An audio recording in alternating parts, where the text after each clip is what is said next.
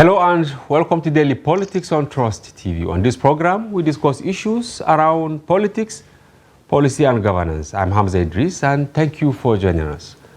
There has been apprehension and anxiety over announcements made by the Central Bank of Nigeria and the Ministry of Aviation and Aerospace Development regarding plans to relocate some key offices from the nation's capital, Abuja, to Lagos. While the two federal entities advance reasons for the relocation to douse the growing concerns over what some Nigerians, especially of northern extraction, see as deliberate attempt to shortchange the region and further cripple its economic fortunes, some notable northern pressure groups such as the Iowa Consultative Forum and Northern Senators Forum have also condemned the move, with the latter contemplating legal action.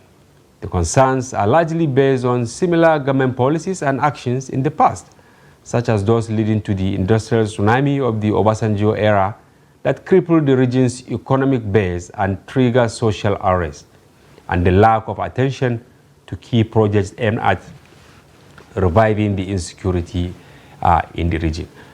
It's against this backdrop that we will be engaging the spokesman of the Pan-Northern Pressure Group, the Iowa Consultative Forum, Professor Mohammed Tukur Baba, and spokesman of the Northern Senators Forum, who will actually join us later.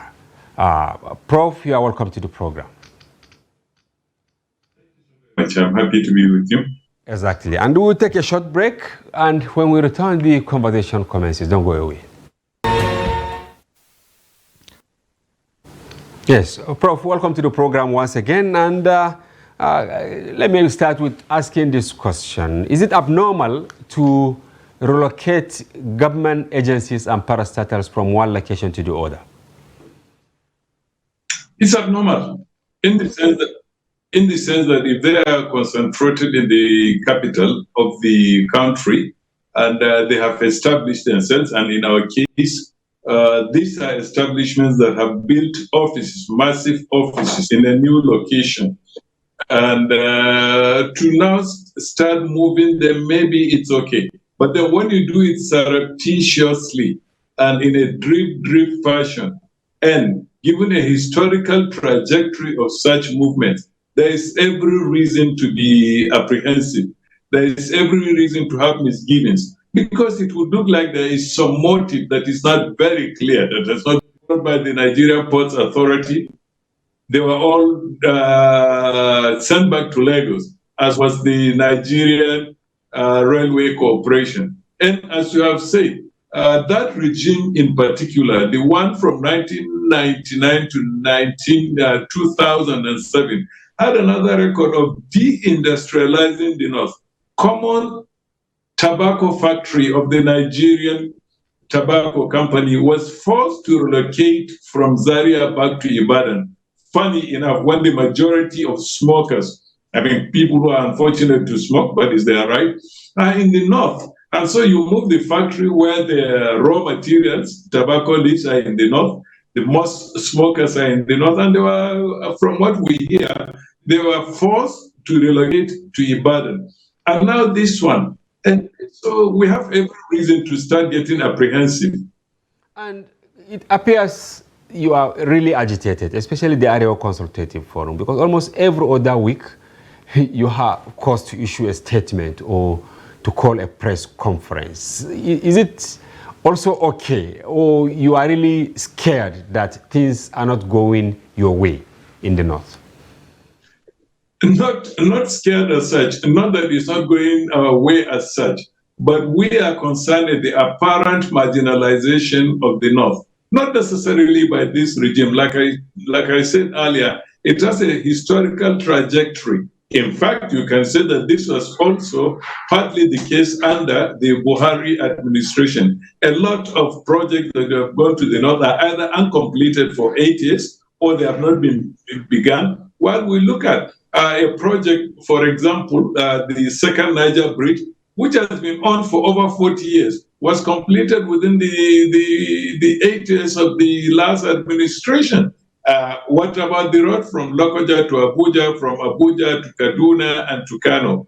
It's still a nightmare. It's not being completed. We see no reason for that. So whereas we're saying either willingly or unwittingly, there is in place, whether deliberate or not, by commission or by omission, a process of deindustrializing the North and increasing its problems. Yeah, Okay? and yes, Prop. Now back to the issue of CBN. The reasons they gave was that the volume and then capacity of the edifice here in Abuja has been overstretched. Hence, the need to actually move to Lagos. Is that tenable? No, it's not. If it's been overstretched, let us be told why it has been overstretched. Who allowed it to go that way? And what makes Lagos an ideal place to decongest Abuja, when in fact Abuja came up to decongest Lagos? Besides, if you want space for expansion, infrastructure, office space, housing, Abuja is the ideal place, as indeed approved by a committee, the Abuja committee that suggested the relocation of the capital to a more central and more conducive area. So, I mean, it's not tenable. Let's find out the reasons why we have this overcrowding. Who allowed it? Why was it allowed to reach this point? And is it the only way to address the issue? What about technology that has afforded us seamless communication without physical contact? I mean, look at it. Like I've said earlier on another program today, I am talking to you from Birni Kebi. You are in Abuja, and the physical distance has not meant much. Today, you can be in Alaska, and I will be praying here or eating in Birni Kebi or in Sokoto or in Jalingo, and you will see me, and we will talk for real time. So, what is the big deal? Aren't we moving with technology? Aren't we moving with the times? And is relocation the only thing? And why? Why relocation? Why is it coming right now? Why has it not been the case all along?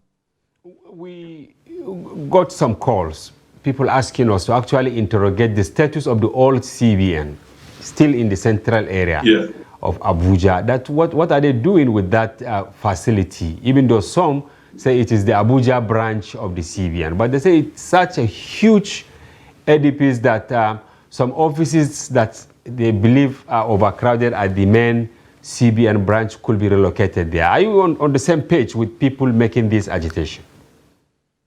Well, I have made my inquiries. My understanding is that the old CBN headquarters, which is across from the Nigeria Security Printing and Minting Company, has now become the branch of the FCT. That's one. I also understand that it is housing the medical unit of the CBN and quite a number of other units there. But that's not the point. I mean, Abuja has enough land where you can build the same central headquarters of the CBN again and still have a lot of room for expansion. So what it is used for, it's okay. You can also, and I will encourage CBN to build a hospital, because I will take it that it's not just CBN staff that will benefit from such a facility. Why not do that? Okay. Now, can you take a rundown of some of the points you raised in the statement you issued, which quite a number of media houses, lash on today? Thank you very much, and we're happy with the media for giving us the coverage. In the first place, we expressed displeasure and suggested that there is an increasing apprehension in the North among Northerners, especially as what exactly is happening. Now, we also raised the alarm, not just because the CBN has announced plans to move some of its units to from Abuja to Lagos, but that it seems to fit into a pattern of relocation that started not under this regime, not now, but way back in 1999. So, and we think that unless someone begins to ask questions, it will go on in this drip fashion, as you say in the press, so that we may wake up one day and find that most of the government is actually operating from Lagos. Not only that, there is a lot of news. It has not been denied by anybody as far as we know that a lot of money is being pumped into renovating Jordan barracks. So if you put all this together, it reminds me of what the African saying, that in the night, dead of the night, a hyena was crying, and the next day a goat is missing in the village. You can make 2 and 2. What happened? So this is the case. If there is a strategy to move the nation's capital back to Lagos, be open about it, come out and say it, justify it, rationalize it, and carry everybody along. Yeah, some people believe that it is also a plan to bankrupt Abuja in a way so that the federal capital will move back to Lagos. Do you think it is possible to actually relocate the federal capital of Nigeria back to Lagos? And what will be the motivation? What do you think someone stands to gain by moving back the federal capital territory to Lagos? Well, I don't want to engage in speculation as such, but I do know a few things. One, let's not make any qualms about it. The decision to move the federal capital from Lagos to Abuja had always been resisted by quite a number of people and quite a number of sections of this country.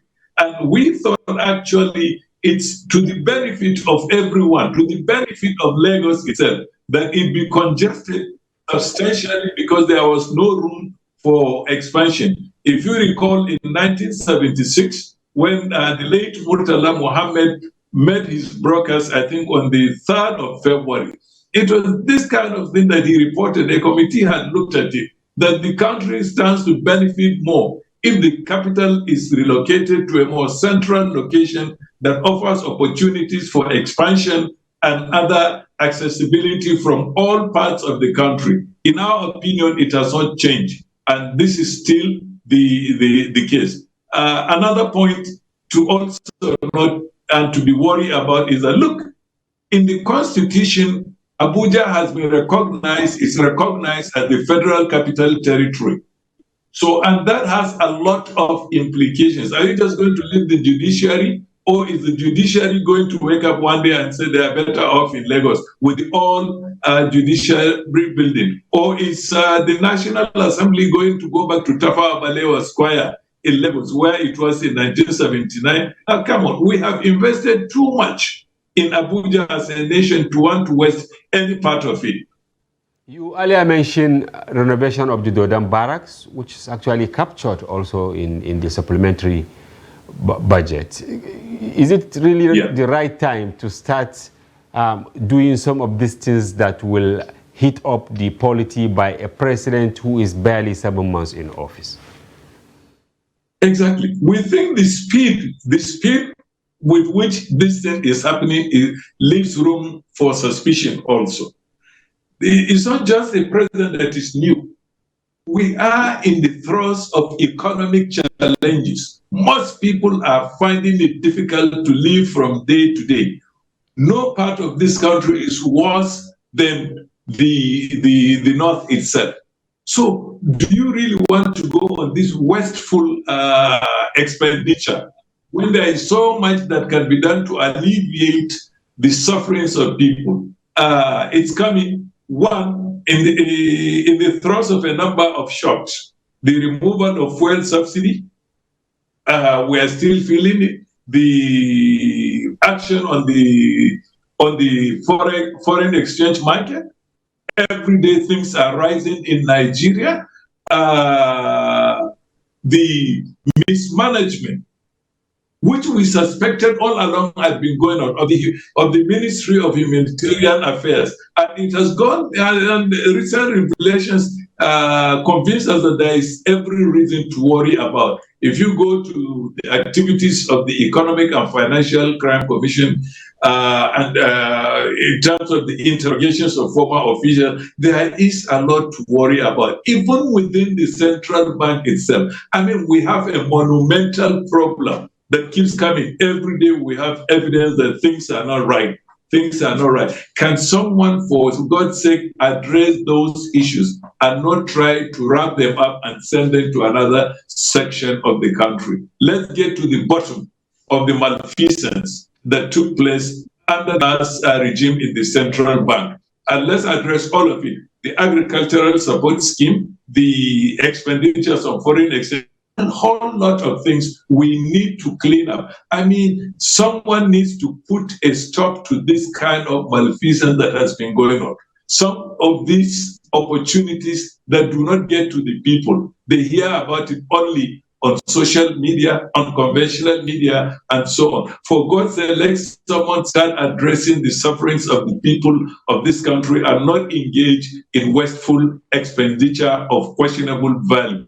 Yes, some people believe that maybe you rush to talk on this when there are many other issues. For instance, the dredging of the River Niger, which will have had more effect on people from northern extraction. And look at the Barrow port. It has been, a commission, but nothing is happening there.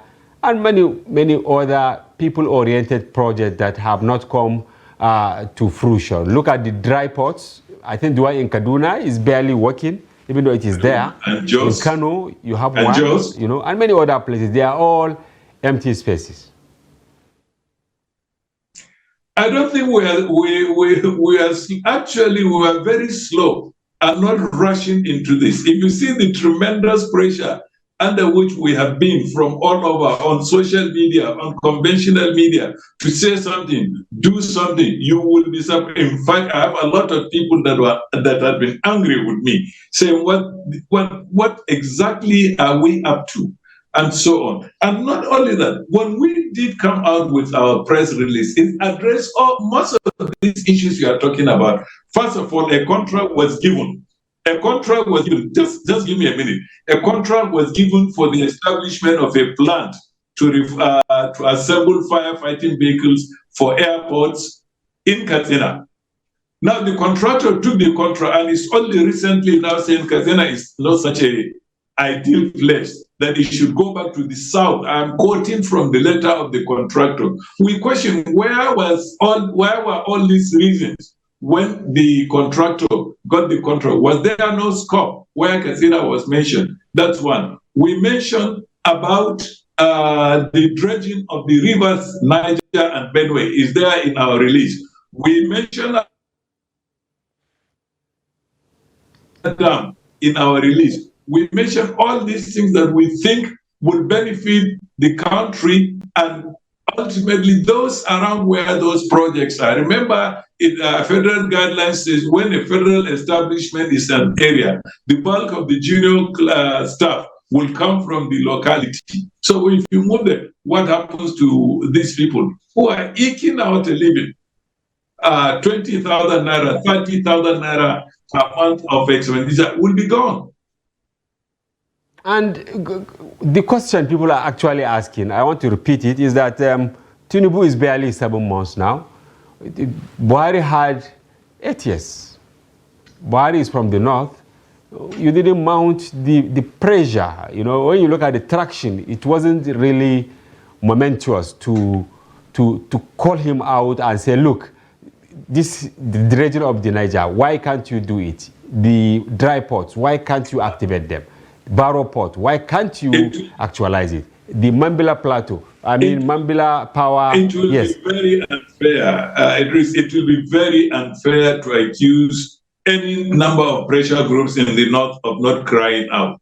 There were a lot of complaints about the pace of the government, the projects, tons and tons of materials are available on the criticism of the president on agricultural production, that most of the things he did, most of the claims he made were just on paper or on the mouth of governors who are telling him less than the truth. We cried and spoke and cried about the Mambila Plateau exploration of oil on the Kolmali River between Gombe and Bauchi states. There were a lot of complaints. Buhari had been criticized even by people, I can list them off my fingers now, but people who were with him, who refused. And there have been a lot of complaints that even when they went there, he didn't listen to them, and so on. And besides, I want to remind you that government is a continuum. We don't have anything against Tinubu, for God's sake. And let nobody forget the fact that about 64% of the vote that made him president came from the North. The same North cannot be accused of not liking him, of putting him under pressure. The man himself, God bless his soul, say, please do not pity me. I asked for this job, I got it, and I will do it. And I'm almost quoting the president verbatim. He has our sympathy. If Tinubu succeeds in anything, the success does not belong to the president. The success belongs to all of us. And for God's sake, we want him to succeed. Some of us are very young, when Murtala reigned and when he actually conceptualized the relocation of the Federal Capital Territory to Abuja. Many people are watching us below 40 years old, and they have been caught in this web of, debate as to propriety or otherwise of the relocation. What reasons were given by Murtala that the Federal Capital Territory should come to the center? Actually, when Murtala came to power in 1975, all the pressures were there before then. The pressure that Lagos was too congested, we need a central area where everyone can feel a sense of belonging. It was there. They were there. These are the reasons. And Murtala set up a committee to look at, and they went around this country. They looked at several locations, including Enugu, Ibadan, Kaduna, and decided that no, listen, we need a place in Nigeria where everyone will have a sense of belonging. And they chose that central location. And of course, everyone donated. Everyone was happy. The name Abuja did not belong to Abuja, it was Suleja. The people of Abuja. And of course, a lot of people gave up their land, a lot of villages that have never heard of roads, all of a sudden have highways and so on. So what we are saying is those reasons that were given and were actually advised by a committee appointed then by the Supreme Military Council, headed by Murtala Muhammad. The reasons are there. I think it was the erudite professor Akim Mabagunje, who was actually the lead technical person on the relocation of this federal capital. Of course, there are some people who never liked it, but of course, it's not whether they like it or not, it's whether it serves the purpose for which it's been established. All right, Prof, we will go on a short break, and when we return, we'll continue with the conversation. Viewers, we'll go on a short break. Don't go away. We'll be back shortly. Welcome back. If you are just joining, you are watching Daily Politics on Trust TV. Do well to follow the conversation across our social platforms on Facebook, Instagram, and watch us live on YouTube. We still have with us via Zoom from Birnin Kebbi, Professor Tukur Mohamed Baba is the Dean of Faculty of Management Sciences, Federal University, Birnin Kebbi, and the spokesperson of Arewa Consultative Forum. Prof, welcome back to the program. Yes, there is this theory that the insecurity bedeviling Abuja is also connected to ways by the powers that be to justify relocation of some agencies. Last week, even though we didn't see it in the formal media, the social media was awash that even embassies are relocating back to Lagos. It's true. And it's worrisome. The insecurity situation worries everybody. It's not just Abuja. It's all over the country. Zamfara State nearby has been living under a perpetual state of siege. Northeast in Maiduguri and other places, Katsina, Niger State, parts of Kebbi State, going to Nasarawa, Plateau, Taraba. This insecurity has been bedeviling us. But funny enough, one of the reasons that everybody wanted to move away from Lagos was the sudden upsurge of armed robbery in and around Lagos at that time. It was so worrisome, in fact, including draconian measures of shooting armed robbers dead were not solving the problem, and insecurity was part of the reasons why the capital was moved. And incidentally, in terms of international security or international this is susceptibility to security, Lagos is more open to the Gulf of Guinea, to all the problems, the shenanigans of the international powers. Lagos is more open than that. So the insecurity thing is one that everyone would want to get behind. And it is the responsibility of government to do something about it. You don't run away and leave the perpetrators of insecurity. They may well follow you to wherever you are going. Let's deal with it. We have the resources, we have the armed forces, we have the equipment. Let's have the political will to allow the security forces to deal with this situation decisively.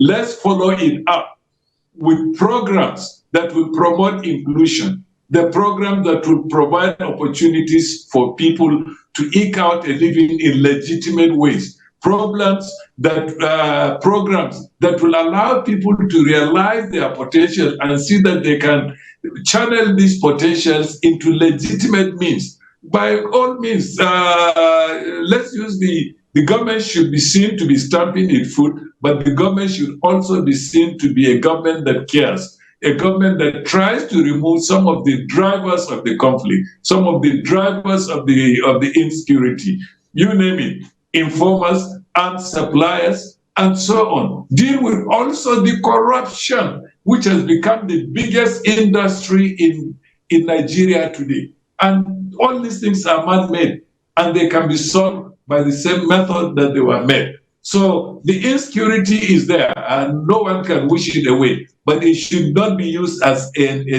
reason. It can be used as an excuse, but there is no way that excuse equals or has the same moral equivalence with reasoning. What we are calling for is reasoning and rationality, not emotionalism and yeah. excuses. Let's sit down and analyze, why is the insecurity still persisting? Why is it expanding? Are we incapable? Is the government incapable of dealing with the problem? Can the government promote social inclusion? Can the government promote opportunities for people to realize their economic potentials and so on? Why is it that the bulk of the money voted for the outside the security forces actually end up in people's pocket? If you hear about the amount of money that is going into private pockets, it's amazing that this country is still standing still. Now, this issue of insecurity, we've been taking the blame to the doorsteps of bandits, terrorists, or whatever we call them. But whenever they are arrested, you see them haggard. And then, you know, ransom being paid into bank accounts. Who is not doing his work now? Every one of us. Incidentally, those banking inspectors, those who have responsibility for it, the IT companies, the mobile companies, the security agents, the intelligence units, every one of us is not doing their job. When you see something, say something. It's a simple dictum that has emerged in international security issues. Why is nobody addressing the drivers of the insecurity? Yes, you say they look haggard. They do look haggard. And from stories we have read, people say, yeah, we got 3 million, they gave me 30,000. We got 11 million, I got 50,000 out of it. And you could see it. So you begin to wonder, all these millions that are going into the bush, just exactly what kind of life are these people? What that tells you is that it has become a problem that is an organic one. It is growing up in settlements. It's growing up not in the bush. It's born and bred in the urban areas and then exported to the rural areas. All those unfortunate people who are not educated, who don't have a future to look forward to find that, oh, they can join this army of marauders and drugs and do senseless things that are unimaginable. It's as if we are going back to a state of nature where it is. Yeah, we've been trying to Sorry, actually again, link up, Prof. Yeah, with a senator who will speak on behalf of the Northern Senators Forum. Unfortunately, the network wasn't in our favor as it were, you know, in your favor. But they are contemplating, the Northern Senators, they are contemplating dragging the federal government to court. I'm sure you have heard of that or you read it somewhere. Will you support them to drag the federal government to court? Oh yes, actually, I am personally disappointed at the speed with which, or the lack of it, the members of the National Assembly are reacting to this development. Not just this one, everything happening, the insecurity, the economic challenges, and so on. I mean, I know many senators in this 10th National Assembly who I have never had say anything on their constituencies, on national problems, on challenges in the political economy. They are just their mum. And I keep wondering, exactly, are we on the same plane? Are these people the same people we elected? Are these people going to say something? So I will say they are late, but it's better late than never. It's time we address this problem before it begins to get bigger, or we reach a point where the medicine will be stronger than the disease itself. A prominent Islamic group last week also issued a statement after a meeting in Abuja that they were disappointed in the Muslim ticket because, if anything, it has actually pauperized the northern Muslims, the northern Christians, you know, and any other person in the north. Is there justification for this anger? I really don't want to go there because I never thought that group had any influence on the electoral process. If they did well, I mean, I have not been aware of it. I have not been aware of their activities pre-election, during election, and after. It's only now I'm hearing. So I would rather you get one of the members of that group speak about it. The Arewa Consultative Forum that I represent is a pan-northern organization, and it's not tribal because we are a conglomeration of over 200 tribes. We are non-religious in the sense that we are Christians and Muslims, and even those who don't believe in these two religions. It matters of whether the religious group had any influence before or after. I think I would rather you call a member of that group to address the issue.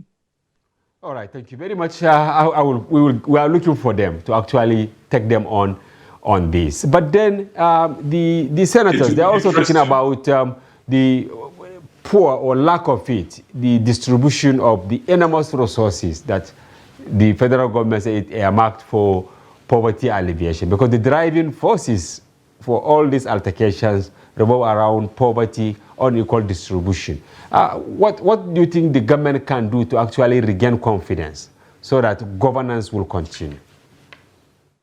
The government can regain the confidence of the people if we see that necessary steps are taken to deal with and be seen to have been dealt with all perpetrators of impunity, all perpetrators of corruption. We would like to see a situation where government takes back these resources and pumps them into people-oriented programs that will fill.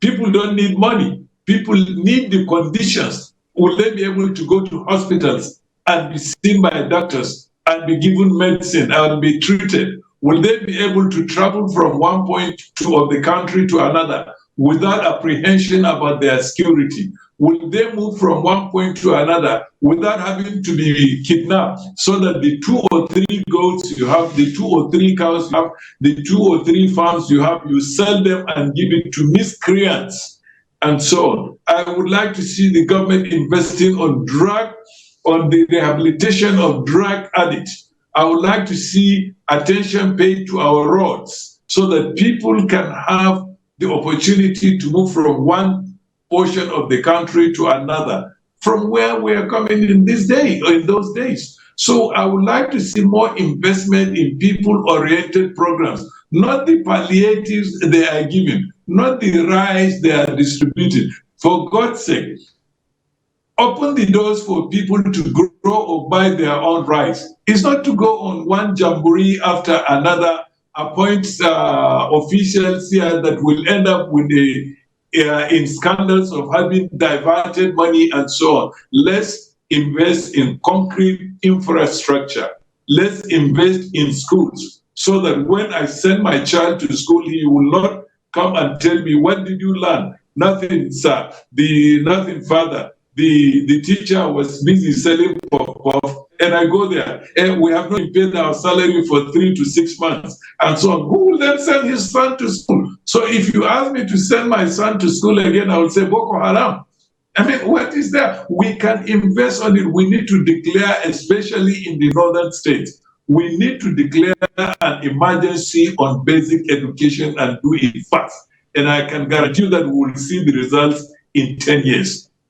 The northern states are not doing enough. In fact, it is scandalous that the inaction, the neglect that we are paying to education, so that you don't, sometimes you can see why people who don't want to go to school. I mean, at this age now, we shouldn't be convincing anybody to send their children to school. But what happens? You drive from one town to another in Nigeria. What do you see? Blown infrastructure of primary schools, children walking around, teachers not paid. And so, I mean, these are areas where we can make a difference with a very good anti-corruption strategy. You remove impunity.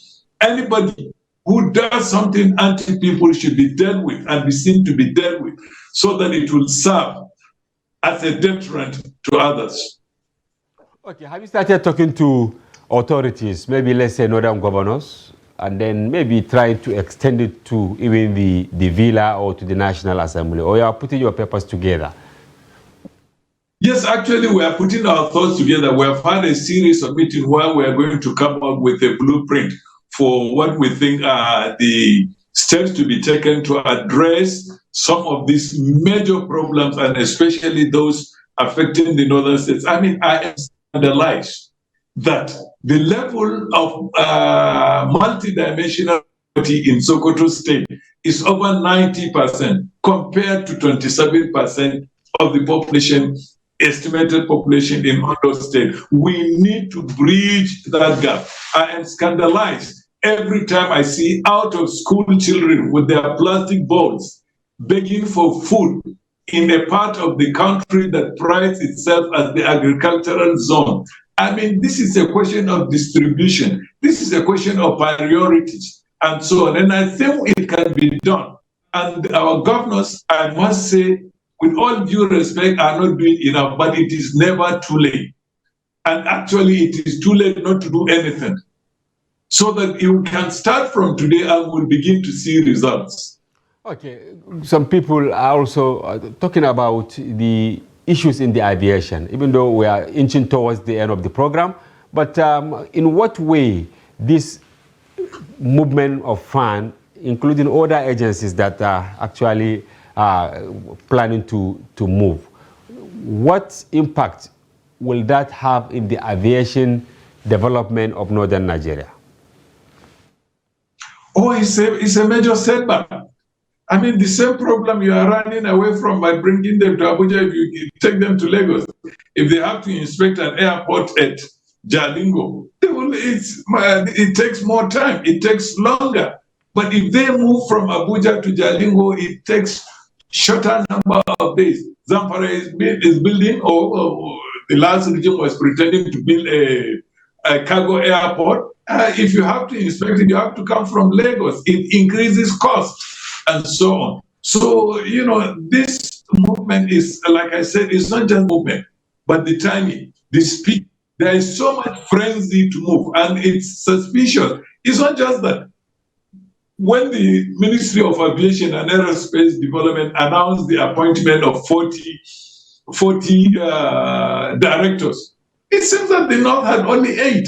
What kind of country are we living in? I mean, this has been going on for some time. And like I said, in fairness to this regime, it's not just this regime, but it is time that someone puts a stop to this cycle of any time I get there, I will do it for my primordial and provincial audience rather than for the national interest. Someone has to begin, and we are hoping and praying and begging that President Bola Ahmed Tinubu should lay the foundation of this new Nigeria that moves and includes everybody and not go into, oh, they did this one where they were there, it's now our turn.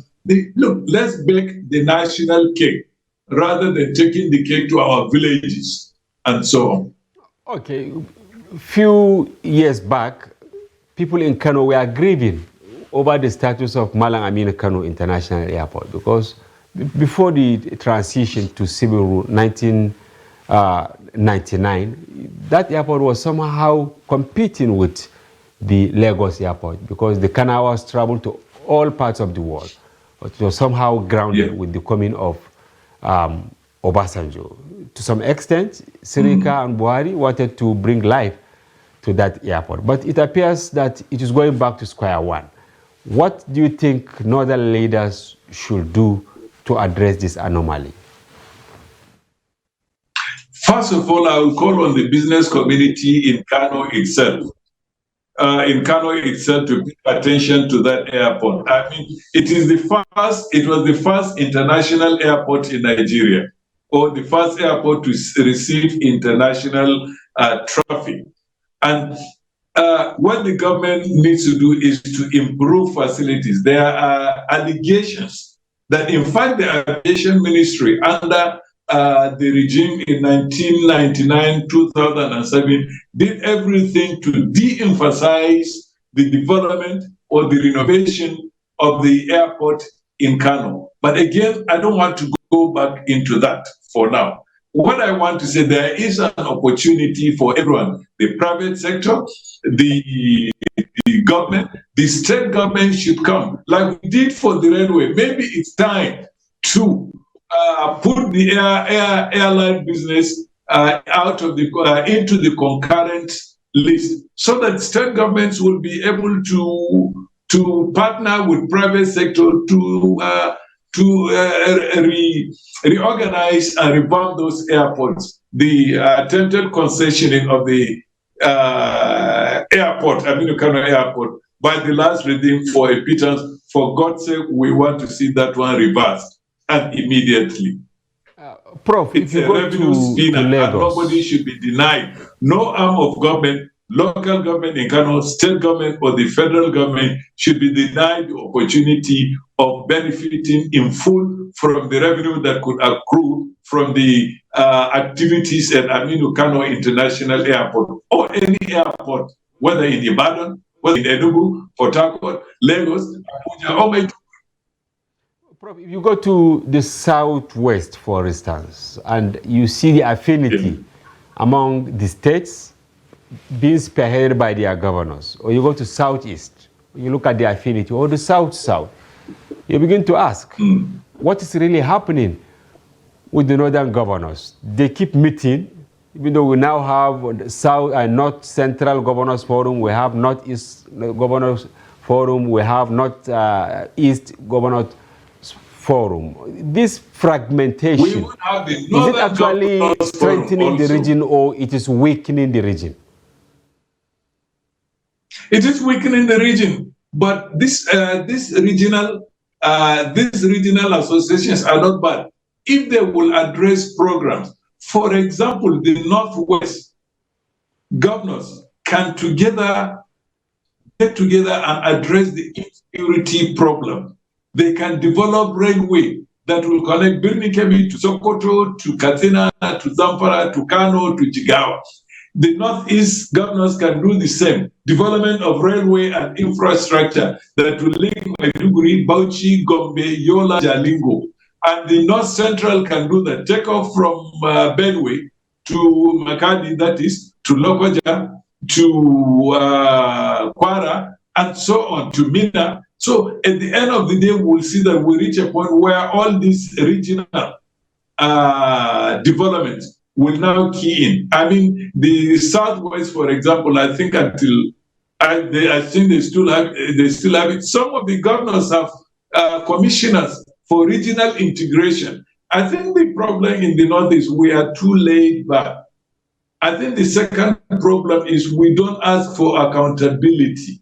I think the third problem is the populace is being taken for granted, not so that nobody feels accountable. I think in the North, it's time we ask our elected representatives about accountability. It's high time we stop taking for grains that are thrown at us. It's high time we utilize our votes to vote people who will tell us something. In the Southwest, you cannot go and contest for an election if you are unable to show what you have done for the people up to this point. I think it's time that we start doing that in the North. Now, the leaders voting with our feet, so to speak. Our leaders who we thought will galvanize forces for oneness of Nigeria. It's like each and everyone is now, going back to his cocoon, going back to his region, empower his people and all that. What are some of the implications on national unity and even survival of Nigeria? There are very grave implications if we don't keep our eyes on the bigger picture. It's good to act globally, to think globally, but to act locally.